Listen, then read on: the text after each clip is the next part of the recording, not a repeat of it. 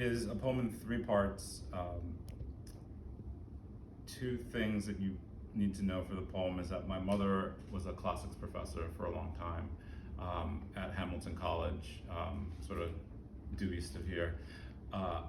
As many colleges, or as some colleges are, it's set on a hill overlooking Clinton, New York, which factors into the poem. There's quite a bit of Greek mythology in it, but you all will be able to hang with it.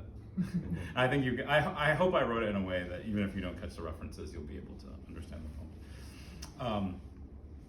And I make a passing. So the book came together as a meditation on myth, sort of the myths that we receive about country and culture and society, and then the myths we make up about ourselves. And some of those myths, like Greek myths, for me have a capital M, but I think in American history we make up, or myths get handed down, and stories get handed down. So there's this quick bit of Philadelphia history that comes up. In the 80s, the Philadelphia Police Department dropped an incendiary device on a Black liberation group that was protesting in West Philly. And when you drop an incendiary device on row houses, you burn down the entire row, right? So the entire block burned down in the process. A Black mother's child considers his lost dream of immortality. 1. What was she hoping I'd learn? What lessons when my mother, who taught Greek at the college on the hill, read their old stories to me? To be ready one night for hooded snakes to crawl into my cradle, to leave a trail of twine behind me as I walked the labyrinthian corridors of my country, not to raise the wrong sail whenever I came home to her, not to dive as the swan and plummet into a woman bathing in the seclusion of high reeds, not to be the shock and awe of white wings. For me, though, the truth in the myth was this: power transforms into life, and life forever. And when my mother was finished, all I wanted was to live as those changing but unchanging gods. 2. The white man who taught me Greek hated me. He thought I was lazy.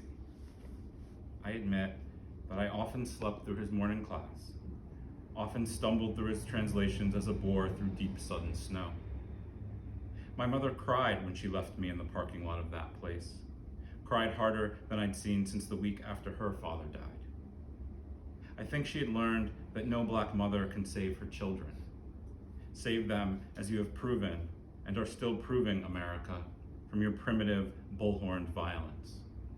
And so, more days than not, her son stood beside an aluminum keg, fermenting himself, pouring into his gullet a river, not of forgetfulness, but of an urgent forgetting.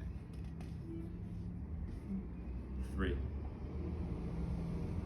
My mother wanted to learn Latin on her way to Greek, but the teachers had her pegged to cook and sew.